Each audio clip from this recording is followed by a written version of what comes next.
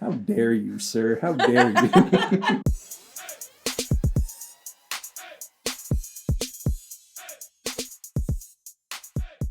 Welcome to episode 25 of the Humanist Agenda podcast. My name is Kenny, I'm Sherry. And I'm Rory.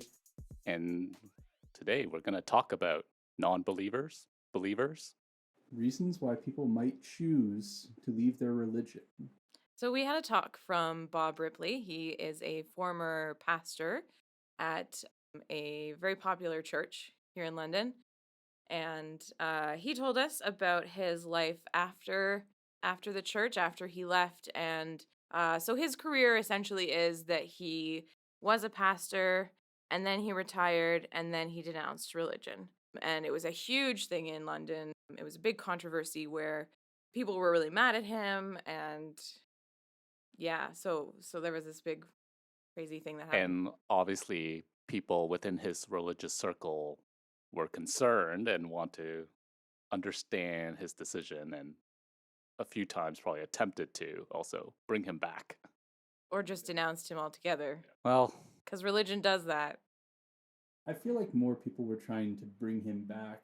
Just the sense that I got from the talk, that it was more of a comeback to us than a get out, we ostracize you forever type of mentality. yeah, I could be he wrong. had examples of where people kind of reached out to him, right? Like either via email or in person to try to rein him back in. Mm-hmm. I'm just very cynical.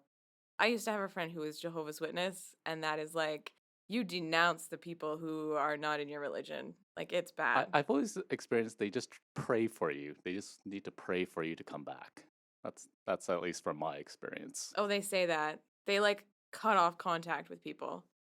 My friend totally cut off contact with her parents, and yeah, it was really bad. But anyways, he has the article online that I can link on this podcast, and also he has a book that might shed some more light in terms of his life and how he became a non-believer. Yeah, so the book is called Life Beyond Belief, A Preacher's Deconversion.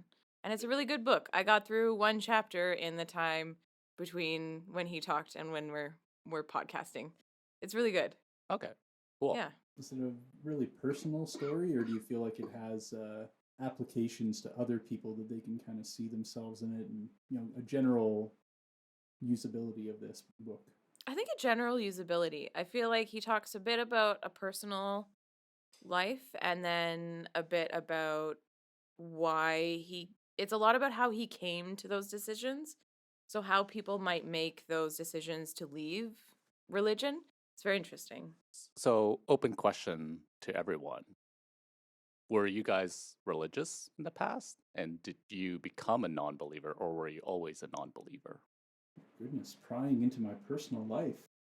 I am. Well, I suppose technically I was born Baptist, although I was never baptized. I attended Baptist services for several years, but even before I became a teenager, I think it kind of faded into the background and ceased to be a thing. Yeah, my parents believed in God and went to church. They went to a United Church, but they only went on like Christmas and Easter and the big ones whenever they felt like it. And then they said that when I was 12 years old, I could stop going because that's how old I had to be to stay home alone. And then I stopped going at 12. But like I have had But your parents kept going? Yes, yeah. And my mom cried when I told her I didn't believe in God. It was really sad. But like I've had forays into different like religions and stuff like that. Like people, my friend group and stuff, taught me about their religions. I had a friend who had this religious community where they met and listened to a band, and then they had this like really small, intimate Bible study, and it was like I was really interested in that one. I was like, wow, this is a really great community. Like you do really cool stuff. And there was also like a pastor who spoke, which was almost like a motivational speaker, and it just felt like really positive. And I almost got into that one, and then I was like, no, I don't believe. And I had a friend who was a Jehovah's Witness, and yeah, so I've had like little forays. I did some Bible studies with the Jehovah's Witness and was like, wow, this is not for me. I'm very gay and this is not going to work out. So Yeah, so I've had little forays, but I've never really, I don't know, I've never really believed. Couldn't will myself to believe. Was there something that kind of triggered you to kind of question? Hey, hold on a second there, Kenny. We didn't hear your story about your background with I'm religion. interviewing. I guess for me it's my parents went to church. I don't know if I really truly believed. Um, so I did go to church when I was younger, but I was definitely the type of person that tend to question what I was seeing and hearing. And just when I was just younger, I just loved reading various science books. So it was very hard to equate what I was reading to what I was hearing in church as well. So trying to rationalize Noah's Ark with reality and also trying to kind of equate for example, I really loved dinosaurs when I was younger, and to equate, you know, how dinosaurs became fossilized, like dinosaur bones were fossilized versus the time scale of the Bible. It was very hard to kind of rationalize those two. So for me, I I think I always doubted, and then one day I just stopped going.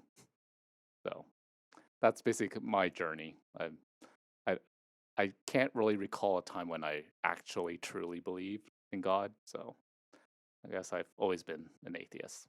I feel like to be an atheist, we have to have like a scientific mind, but I never had a scientific mind.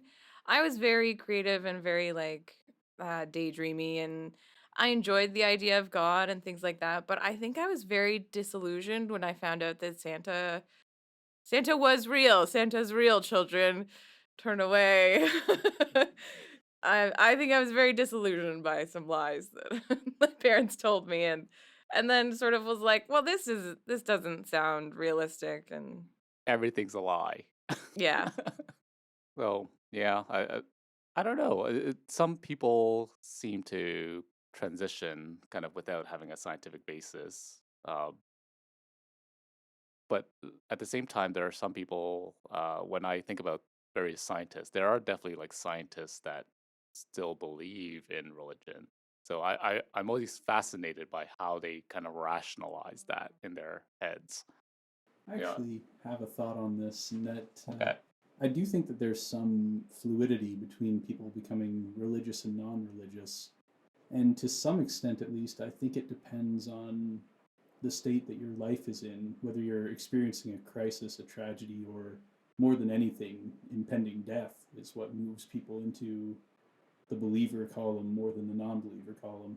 Now, of course, that's not going to speak to every single person who is currently religious, but it certainly seems to me that it would be a strong motivating factor, that when hope starts to be eroded away, you don't know where else to turn, and you're staring death in the face, reaching out and clinging to anything, even if it's something that your rational mind, could not accept, can still happen. We also watched the film by Tony Campolo. We watched the film called Leaving My Father's Faith. And I was really struck by so Tony Campolo, I guess, is the father. I can't remember the son's name, but last name is Campolo.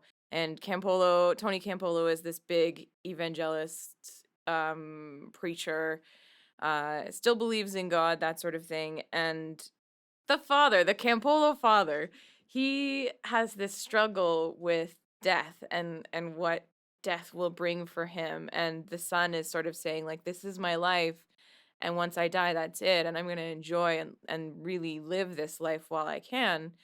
And the father's kind of struggling with, like, going to heaven and things like that. I wonder, like, I always think about, when I get to the end of my life, will I turn to religion because I'm facing death in the face and all of a sudden it's really real? Like, I really wonder if So that'll be me. Tony Campolo is the father, and then Bart Bart. Campolo is the son. And Bart is the filmmaker. Yeah. So that is a good point in terms of, do people transition to a state where they are more likely to believe as they approach death? It's like a fear response kind of thing. And I mean, that fear is likely it's the fear of death. They want to know there's something after death. But I guess, in my mind, I'm thinking, even if there is nothing, that's why life is so valuable and so precious, right? Absolutely, but that's again from a safe place of an abstract, still fairly youthful person. We can look at it from a distance and say, yeah, that's the perspective I'm going to take. Life is precious. I don't need to turn to religion. I don't fear death. The immediacy of it, I think, is really going to be a struggle, even for the three of us when it comes time. Yeah, but when I think about, I have close relatives that have passed away, and in my own belief, I don't believe I will ever see them again, right? I mean, I care about them a lot, but perhaps someone that wants to believe that at least it gives them hope that they'll get to see their loved one in the future. So I don't know. It's definitely a big struggle for me to try to like put myself in their shoes to kind of want to believe that there's this afterlife, for example. Well, it's a fair point, too, because probably everyone in this room has experienced at one time or another some kind of tragedy. Maybe not yourself personal, but certainly friends and people in your social group. So yeah, maybe the theory isn't as strong as I anticipated in terms of being moved to religion at times of crisis. Well, I It mean, we it say would that be from a it would be humanist interesting to perspective. see some stat. Is there statistics on that on I'm sure there people's is, belief? not that I gathered for this though. Hmm. It I would be think interesting. I think people like to be covered. Like people want to be like, okay, just in case, I'm gonna have my last rites read over me or is it called the last rites? I have no idea. When they read the Bible over you when you die, I want to have that, just in case. Just in case. Little insurance policy, eh? Yeah, right? I don't know. I do think that people get swayed when they get closer to death. I think fear is a motivating factor. And does it have to be your death? You don't think, close friends or even family members is enough? It has to be you and your immediate situation? Depends on how much you don't believe. Like, if you still have a little shred of, like, maybe there is a God, then I think that in times of crisis, you might reach to that and say, like, oh, maybe I'll see them again.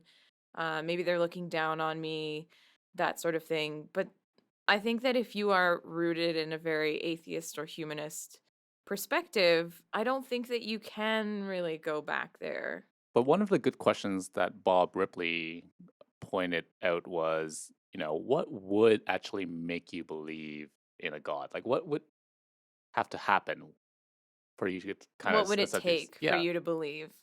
Yeah, and I believe what he said was like, would it be the Red Sea parting or would limbs growing back? Would that do it? I don't know what it would take. For me, it would take his noodly appendages to touch me. But so that's a joke about the flying spaghetti monster. Here's the thing. It's my gut knee-jerk reaction was to say, well, it's going to take something beyond science. But the problem with that as an answer is science is never set in stone. It's always evolving and developing. So even if something Yeah, were even to for occur, example, even if a big booming voice from the sky came to you, right?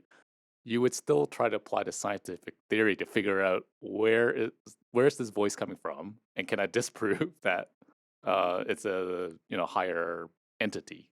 even before assuming that it's a higher entity, if it's beyond our current explanations in science, we'll simply apply the scientific method and begin trying to figure out a scientific reason for it in the now and develop science. We already live in a world where science doesn't explain everything, right? We don't know everything about the world.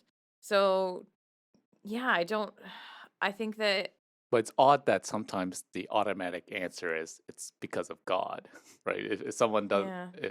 if there's some kind of phenomenon that people can't explain in terms, so for example, maybe someone might question how did our universe come to be, right? I mean, that's a question that science is working towards answering, but the knee-jerk response from religious group is because of God.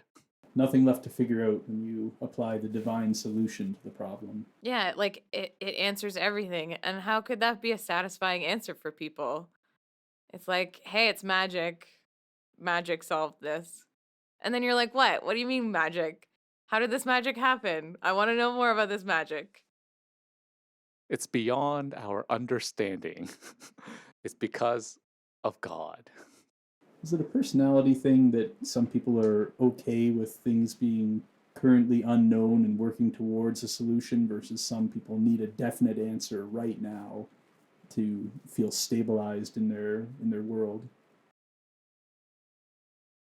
I wonder if it's also because, I mean, human beings have kind of evolved to be storytellers, right? We tell stories to try to understand the world and kind of pass on knowledge um, in our um, in our children. So, could this just be a manifestation of our evolution in terms of trying to create stories to explain the world and being able to rationalize what we're seeing and the place that we live?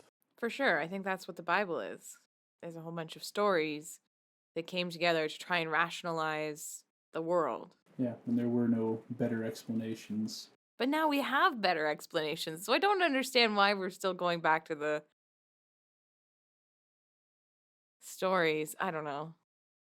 The other thing that people maybe get from religion as well is that sense of community, right? I mean, we are, again, as human beings, we're tribal and we kind of want to belong with a group. And I mean, that's one of the positive things about religion. I mean, it creates the sense of community. And Potentially positive. It puts you into a network of individuals who can become a support system for you, absolutely. But when you kind of think about, when you think about non-religious people, there's no equivalent Sunday gathering and singing songs. Not here. Not here, correct? Because Yeah. I lived in England for a year, and I went to Sunday assembly there, and I lived in London, England. So like their Sunday assembly had like hundreds of people, and we all came to this one building, this big like theater almost, and there was singing of pop songs, and there was motivational speakers, and it was like this really cool thing. That was the community where I was like, oh, I finally belong. Because I felt like in religion, I was always on the outside. I always wanted to be a part of it. I wanted to feel what they felt. I wanted to feel that love and belonging and acceptance. But I always felt like a part, like outside of it for for some reason, probably because I didn't believe, but really wanted to believe, because I've always been that person who wants that community. That, and you just brought up something that I was just reading recently about how religion has a nasty tendency to create boundaries and categories that create a significant population of outsiders, that they have a very set theory on what is normal and what is natural, and things that fall outside of that particular narrow categorization become the unclean and something that needs to be converted into the pure, normal, and natural light of the religious modus operandi. There's definitely an exclusivity to religion. When I was studying with my friend who was a Jehovah's Witness, I got to go to certain community gatherings with her, but certain ones, people who are not baptized as a Jehovah's Witness are not allowed to go to. And you're like, oh, I want to go to that secret ceremony. Like, what is that about? Maybe I'll like this religion if I get to see that secret ceremony. That's how you should have sold it. Maybe if I get a little sample, I'll join. Always have to get that sample. Dip your toe in a little bit. I find it sad though. Like, I wonder if there are people who don't believe, but who feel that excluded feeling and just want to be a part of it. And so they just go and. There has to be. I mean, the statistics kind of show the percentage of non-believers is kind of increasing each year, right? So there's this growing population segment that maybe doesn't really get the same closeness and sense of community as people who are religious. But at the same time, I can also think of there are definitely examples of people that are religious and maybe a little too crazy to be in a community and kind of I think isolate they're themselves. everywhere though. I think there's like non-religious people who do that as well. Or maybe a little bit too Yeah. crazy to. So maybe that's a different conversation and segmentation of the population. But In terms of forces, I'm going to come at this as a bit of a sociologist right now and just get you two's take on a couple of theories that I encountered on why people might be moving away from religion. The first one was called the strict churches theory, and that's that paradoxically, churches have loosened their grip and their boundaries. They're not putting as many hard and fast rules on who qualifies to be part of certain religions. And because they've become more flexible, people have felt less committed to it. Do you think they are less flexible? I don't think they are. what would be an example of less flexible? Like, are you trying to say because they're so much more open to like people converting and joining? Even say if we take the example of attendance, like say attendance at one point was absolutely mandatory, you better be there every single Sunday, double down on the holidays, that sort of thing. But now churches are a lot more okay with people showing up once every couple of months, or just kind of being on the periphery but still sort of involved with the church. Could it also be a function of kind of population and kind of where it is? Because I can envision if you were in a small town, like let's say Listowel, and where everyone knows each other. If you don't, Did you grow up in Listowel? Is that why we no, use but that as an example? this may be an example in real life from someone. Okay. So hypothetically, you're growing up in Listowel. If you're growing up in Listowel and you don't show up in church, people know and people gossip. And I mean, you're in a small town, you just cannot get away from it. Versus if you were in a church in London, Ontario, for example, I mean, if you miss a Sunday, you might be able to get away with it. No, that's a really interesting point, and kind of makes you wonder whether the growth of cities has had something to do with the downturn of religion. Sherry, what do you think about this strict church theory and how they've loosened up? I mean, I know you already said you don't really feel like they've loosened at all. I don't think they loosened. I mean, I sort of thought of examples of like the Pope and how he's like, we'll accept gay people, but we don't like that they're gay. But now they can come to church. We still don't like them, but they'll come. So I don't think that's anything. Like, I feel like that's like, I don't know. I don't think that's changed at all. I don't think that they have changed. I think that they tout this idea that, oh, we've changed and we've become so much more progressive. And I don't think they have. I think they've maybe loosened the rules and a little bit, because I can just envision, okay, maybe couple hundred years ago, I mean, the certain penalties for certain sins are quite severe, versus now it's kind of a little more, we'll love this, we'll love the sinner but not the sin kind of attitude, versus trying to impose some kind of punishment. I guess if we're thinking of 200 years ago, then yeah. That's a fair point. We still all have all of our appendages. We haven't lost any through the course of growing up in a non-religious mindset. And I haven't been stoned to death, so that's a plus. It's a plus. I'm thankful. I'm thankful to God for that. I've got another... Praise her. Praise her. Another theory that I'll hit you guys with, and you can tell me if you think this one holds a little more water than strict churches, and that is the political alienation theory. And that is that churches are losing sway, especially with younger populations, specifically because they are ostracizing groups like the LGBT community and creating divisions that people don't necessarily believe in who are younger.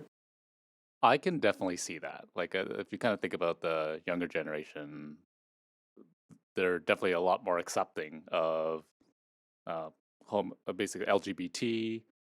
They're more accepting of different cultures, different religions. They kind of interact with people from different countries, and they have this much more broader view of the world. And some kids, I think we're still if we're still thinking about our Listowel example, like smaller towns, sure, I feel like don't get that exposure quite as much. Yeah, of course. You get to see a lot of kids, so you have a better forgive sense. us the broad trends that that we're bringing. So I think that applies to some, but then those small communities, those small towns and stuff. So I went to a country high school, and they had like a religious club, and they would pray every morning, and that was normal. And so I think that these small communities still hold on to religion in a way that the towns or that the cities don't. Mhm. But the media must be infiltrating. I mean, TV shows are more inclusive of different people and Yeah, a different lot more cultures. liberal Yeah. in the media for sure. Well, I feel like the media would definitely be starting to poke a few holes into those communities. Yeah, possibly. And still, I feel like our big cities theory is standing tall at the moment. Any more thoughts on political alienation? It can't just be the anti-LGBT thing as well. There must be other ways that religion is pushing people through politics. Do you think the abortion divide is one that pushes people away? Sure. Or do you think it makes people stand more firmly? Oh. I finally made a good point in this podcast. Because I feel like people double down on those beliefs. Yeah, I need to know the stats on like people's belief in abortion. Like, have they actually changed? Yeah, that's a tough one because it definitely seems like it could be a rallying issue or a push you out of religion issue depending on who you are and what's going on in your life. Mhm. So yeah, I'd have to go with Kenny. We need some statistics on this. Because it's hard to say because again, I'm in a little bubble, and so I kind of surround myself with people that may be a little bit more liberal thinking. I'm not sure the opinions of Listowel. Oh, we're picking on Listowel today. I hope we don't have any people who listen that live in Listowel. Sorry, Listowel is a really beautiful town. I really like it. And I'm actually driving past Listowel on this weekend, so please don't stone me. Well, here's another little tidbit that I got from this same thing that I was reading to gather information on these theories, and that's that the number of non-religious people itself has just gained like a critical mass to the point where the social expectation has to erode because they don't have the force of people who are religious versus non-religious to pressure us into being religious anymore. Mm-hmm. But, even though the population of non-religious people are growing, that the representation of that in media and our politics doesn't quite reflect that. I mean, you think about all of our leaders that we see for various countries, especially countries that maybe are predominantly Christian. They always tend to be religious and they always tend to tout it, right? Oh yeah, it would still be political suicide in the States to declare yourself an atheist while running for president or any kind of political office. I don't think there are any major atheists in even the Senate or anything like that. No, probably not. Religious people are so loud. I think that's the issue, is that they find themselves to be much louder than non-religious people, and then they're able to get what they want. It's interesting. In Bob Ripley's book, I was reading about his career, and he actually served as sort of a delegation to speak with the prime minister of the day about political issues. So he was part of this like group of pastors that would talk to prime ministers and like sway their opinions in different ways. I think that's kind of ridiculous that we have the separation of church and state, and yet we have these political leaders who are meeting with pastors. Mm-hmm. I don't know. But it's almost like you need to do that, especially I guess, in terms of how people elect their leaders right now. It's kind of like an expectation, which doesn't quite make a lot of sense. But talking about like separation of church and state, I mean, I'm curious to see what you guys think about like in Quebec, they wanted to ban these religious symbols and places, like public offices and things like that. But it just, for me, it was a little odd that they seemed a little bit targeted in terms of which religion they want to ban, given it's a very Catholic province. I don't know. I mean, like, should these public spaces, if you're a public worker, should religious symbols be banned off of your body? I mean, one of the religious symbols was a scarf, though. Like, you can't wear a hijab. Like, I think that's silly. I don't know. The Muslim people, the Muslim women do that so that they can cover their hair because they don't want to expose themselves to men. So like that puts them in a really vulnerable position if you're saying you can work in office, but you have to expose yourself to men, which is something you don't feel comfortable with. Yeah. I mean, like, for me, would it just make sense? I mean, this is a personal choice, right? Whether you believe in a certain religion or not. But at the end of the day, as long as you are not a public worker trying to actively recruit someone as they're trying to get their driver's license, I think that would be a no-no, right? Why can't you wear what you want to wear? I don't know why we're policing these things now. As Kenny said too, it's very targeted, and I think it's quite targeted in terms of which religion they yeah, want to I didn't hear ban. much about Quebec wanting to ban crucifixes. Exactly. Like Mm. if they truly did believe that stance, anyone wearing a crucifix, I mean, they got to take it off. One would follow, but not in this particular instance. I think there's a bit of a grayer area around something like the niqab, which was banned in France, where it completely covers your face, so you're not really seen at all. So that, I don't know, I guess the idea is, and I feel like this is such a racist idea, but that you could commit a crime and nobody would know it was you, and that makes the assumption that people who wear the niqab are going to commit crimes. So that's Yeah. very racist, But I think maybe let me try to maybe put another view on that. I mean, should we try to promote not having the niqab, making the assumption that maybe someone may not have really chosen to put that on? It gets into this like gray area where I don't really know how to navigate because I technically know. a woman could choose to wear a full niqab, but Yeah, how would you know exactly? it's a strange thing because you don't want to push too hard and become like the force who's telling them to strip away this religious icon that maybe they do believe in and want to wear, versus believing they were pressured into it and be free, take off this religious nonsense and join us in the realm of just wearing whatever you please. So I don't really know how to navigate that road other than case by case, person by person. Yeah. For me, it's good that there are organizations like the ex-Muslim organizations. There's one in North America, Ex-Muslims of North America. They actively promote secularism and kind of show examples of how they converted. So kind of they do talks trying to kind of get the word out that it's okay to leave the religion, even though it could be punishable in some ways. But I think helping create that visibility at least helps move people along towards accepting other options other than just growing up in a religion and staying in that religion because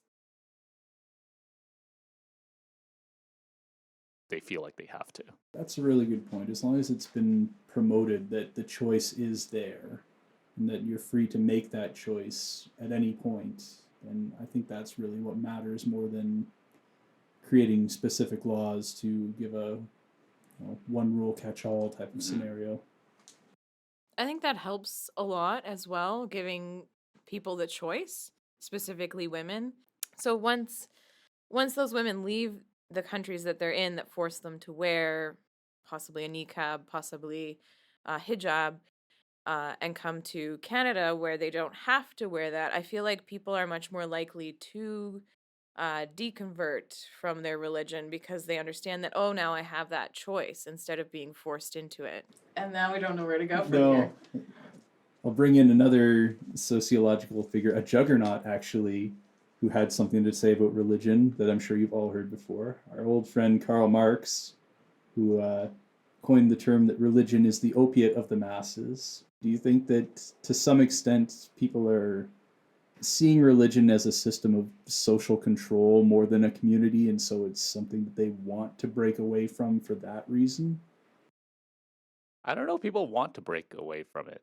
Don't you feel like most people? For the ones who have chosen to become non-believers, do you think it might be an angle, a factor in people's minds? Not for the hard converted who love the opiate and would just keep taking the opiate for as long as they live and will do so. It's difficult for people to kind of break away from it. I mean, the example goes to like Bob Riley. You spent so many years developing this community, and especially let's say you come from a really religious family and you're young. I mean, you don't want to lose. You feel like there's a risk of losing your family and your community, and it goes back to your tribalism and you wanting to be part of a tribe and not wanting to lose that. So it's such a powerful hold on us because of our human evolution to need to be, in a community. So that's why I feel like, I mean, that's why humanist organizations are so great. I mean, it gives people another opportunity to form community without having to believe in something that you might not actually believe in. I did some research on the pastors who leave religion. I find that very interesting because you've made your career out of being a pastor, and this is your job. Your job security relies on this, your mortgage payments, whatever. And yet there are people out there, there are pastors who don't actually believe in God who are still preaching because that's their job. I find that very fascinating. It's a very strange job which requires you to have a very strict belief. And then what other jobs can you think of that have like a belief system that is impacting them so much? Hmm. But I mean that goes to a lot Just of Walmart for potential. some reason. What? What do you say?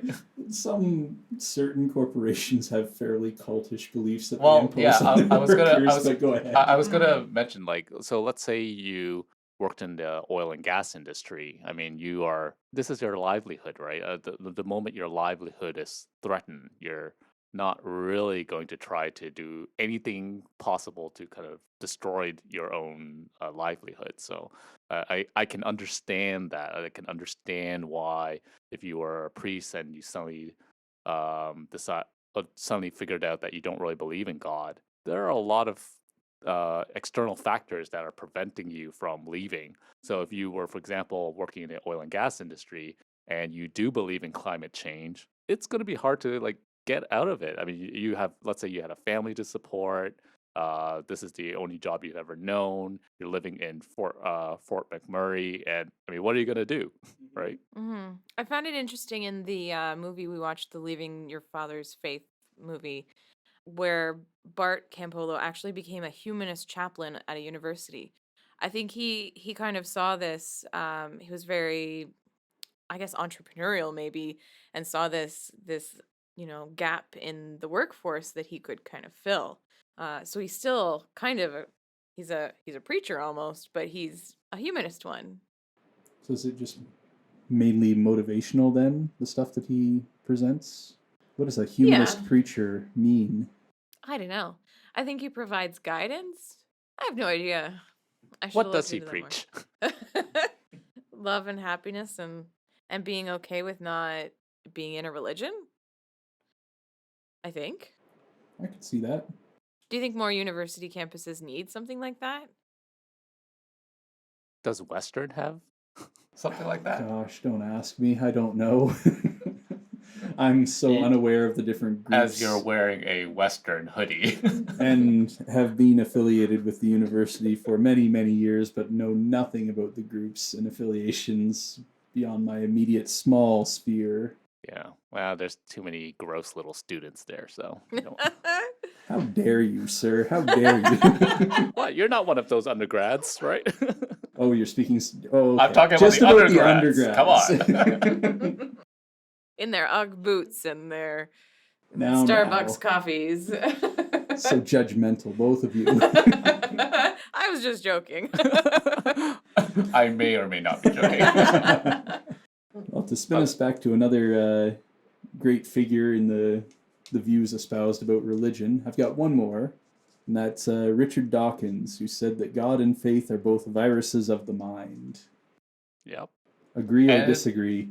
It spreads like a virus, does it not? It's passed on over and over again, and if you don't have any rational input into this mind virus, I mean, it exponentially just grows. So yeah, if you're not careful, it can sort of expand and and sort of take over everything without you noticing.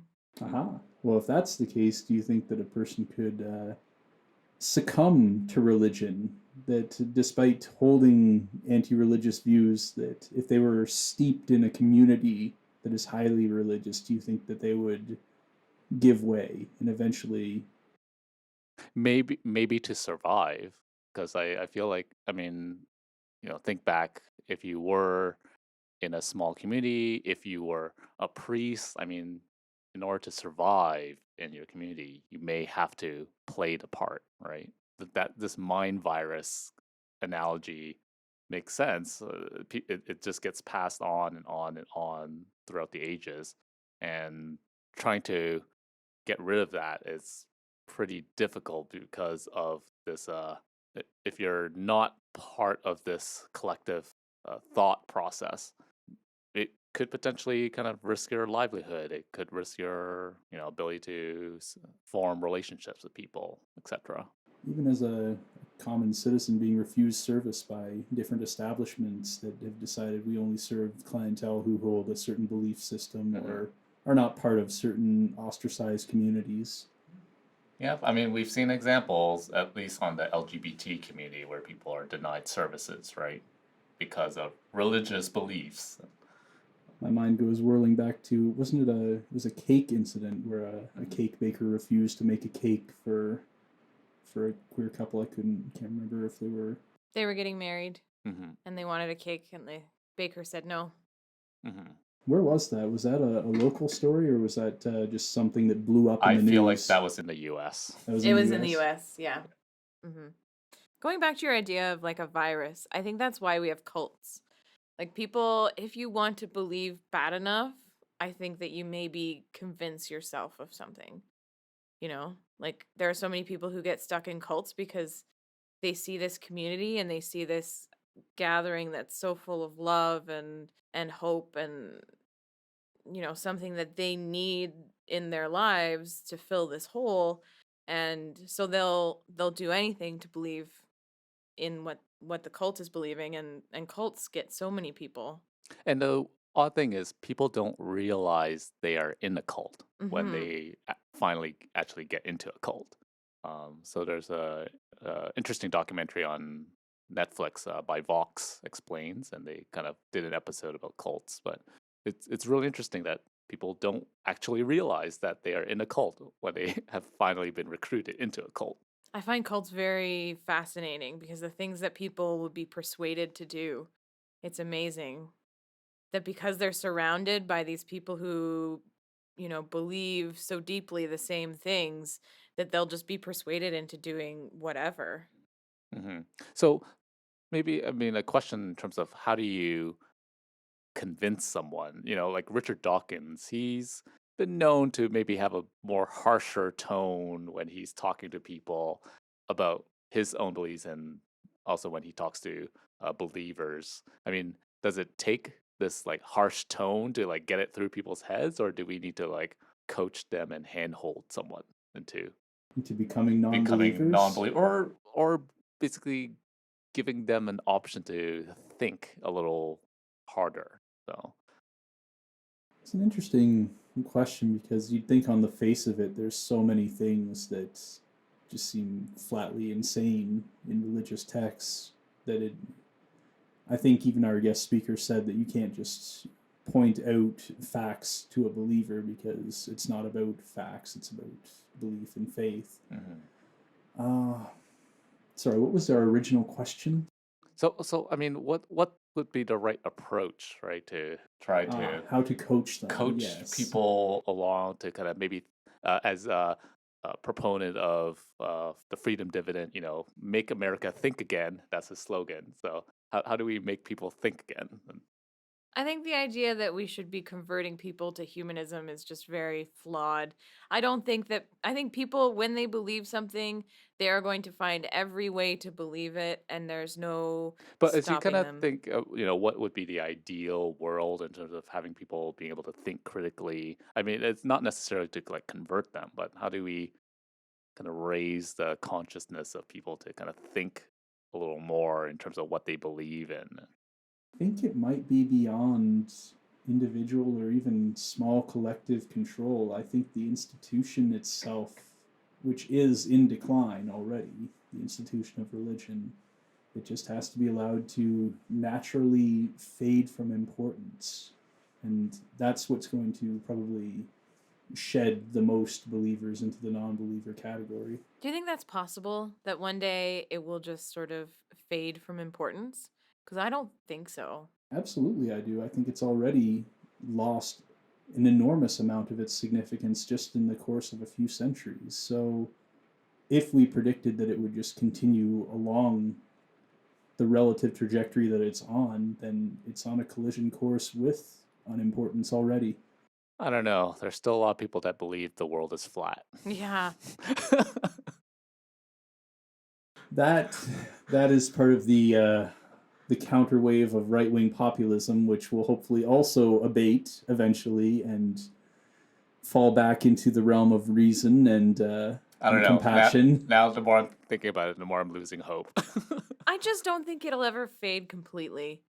I think that there's something in human nature where some people just want to believe. It's their instinct to want to believe. Okay, sure, but even if that innate need to believe were to endure throughout all of human history, which is distinctly possible, the idea of organized institutions for religion, I think, may still fade away even in spite of that innate need to believe in something, that people will just simply cease to need the collective formal institution to affirm that belief. I think another stat that we should definitely look up would be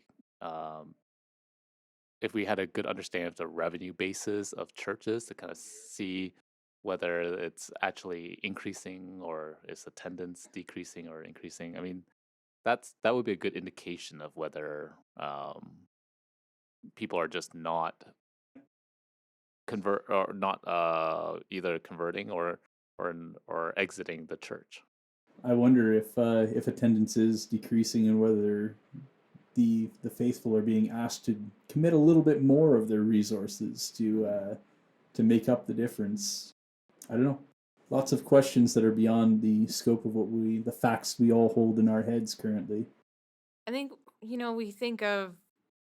think we're thinking of religion as Christian right now, in that people are stopping going to Christian churches. But I think that they're still going in great numbers to Muslim mosques and Jewish temples. Yeah, I mean, there are over 1 billion Muslims, so yeah, I mean, I can see, perhaps Christianity kind of decreasing in the number of believers, but Muslim believers, I don't know.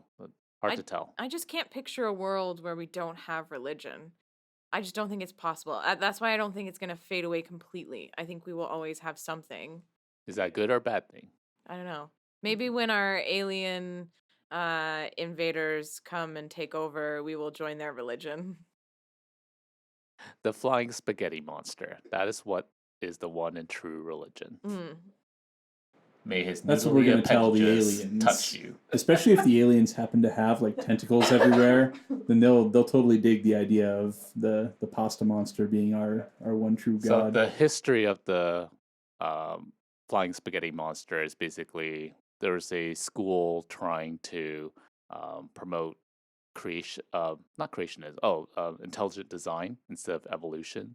So they some scientists decided to come up with their own religion, the flying spaghetti monster, as a way to kind of counter-protest, to point out how ridiculous it is to try to insert religion into science books and science curriculum. That brings up something that I don't know if I've touched on yet, and that's that probably the force that puts me in greatest opposition to religion in my life is whenever I hear a story about how a religious group is promoting values that are opposed to scientific progress, such as declaring that stem cell research is an affront to God and cannot be done, or that cloning organs cannot be done because you're stealing into God's domain. Mm-hmm. That kind of thing just makes my blood boil and definitely sets me in opposition to those people who are taking a stand against progress.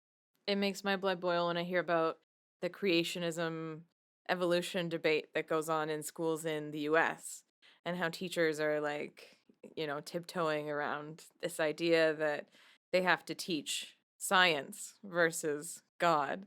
Like it's just a strange concept and it kills me. Yeah.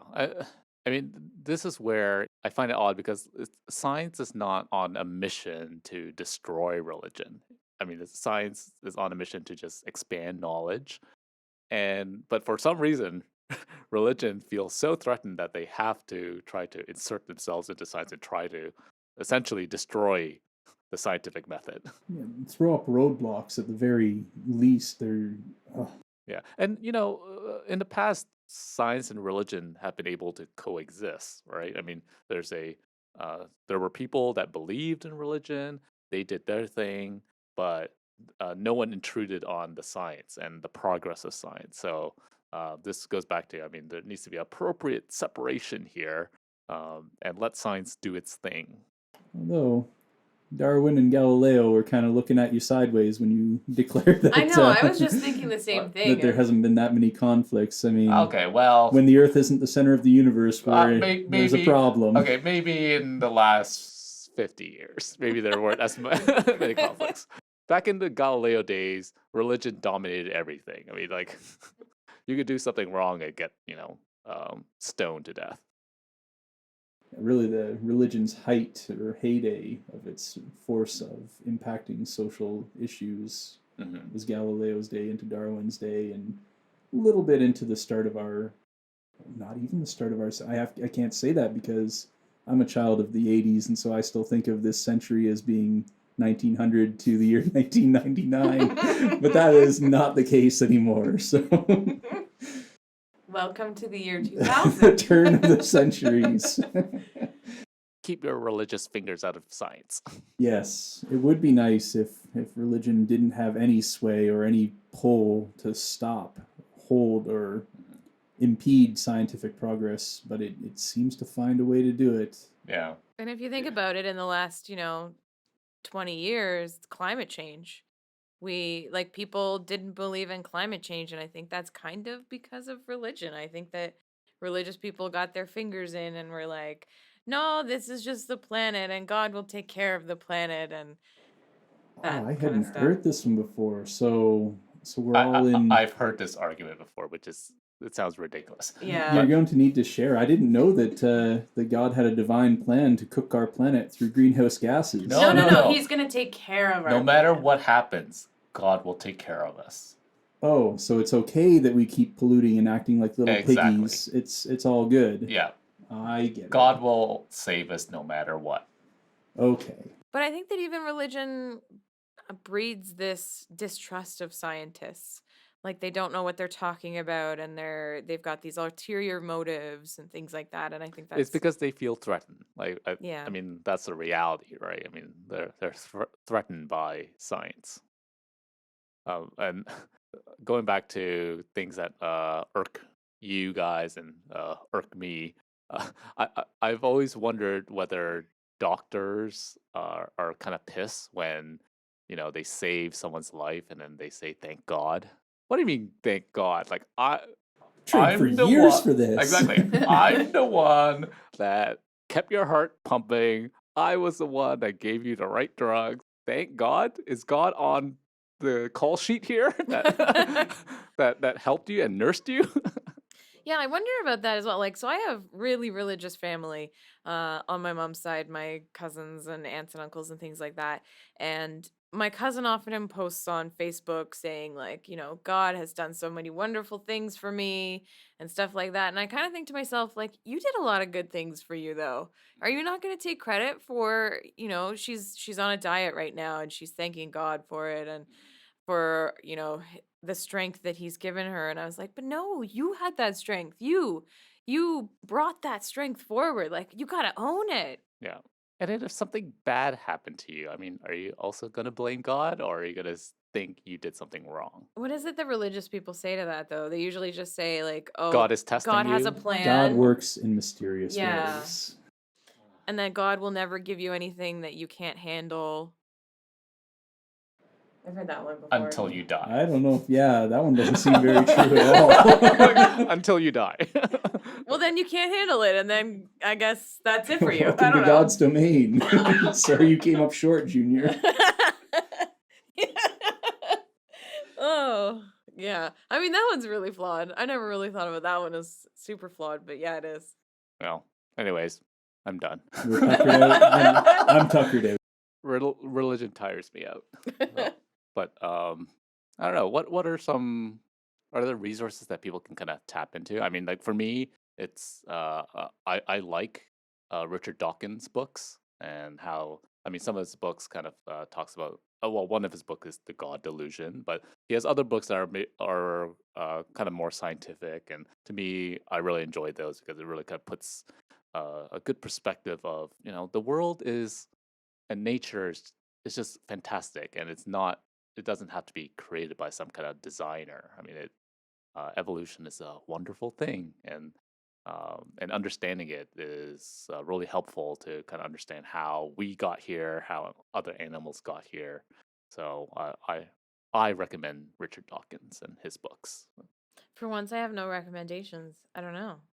Me either. It's all you, Kenny. Oh. Like what would you how would you recommend something? I don't know. I know that they're out there. I don't have them at my fingertips to say, read this particular book. It really influenced me because I haven't read anything recently or can't conjure a memory of something that I say that's the definitive text. And you're a very scientific-minded person. Yeah. So a book helps you. Yeah. I don't a book would never help me, I don't think. Well, it might help me. I shouldn't say a book would never help me. Books help me lots of times.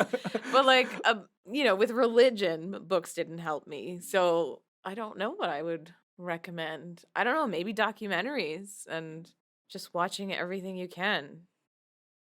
I really enjoyed not all of it, but the first part of Zeitgeist, where they depicted Jesus as the solar messiah and pointed out that there's several other solar messiahs that operated alongside him before and after him. Bill Maher had a Religulous. Yeah. Yeah. I really like that one. That was a good one. That was a lot of fun. That was a fun one. Yeah. I watch a lot of documentaries. I saw Jesus Camp. That one was terrifying. That is terrifying. Yes.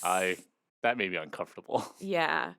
Yeah. And I've seen a lot. I've seen so many documentaries about religious figures who have had a downfall, like those pastors who, have wronged many children. And those are really sad. And yeah, there's a lot of different documentaries out there that you can go watch. Definitely go watch the Campolo film. That was a really good one. I enjoyed that one. Yeah.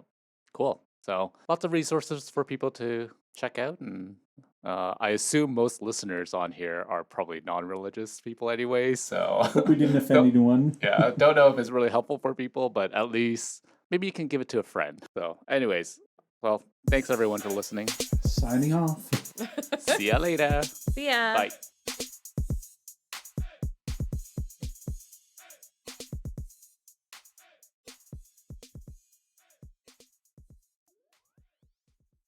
How do I usually start this? You just kind of. It's been too long. It's I been know. too long. We skipped a month. Welcome to episode 24. Oh, damn it. 25.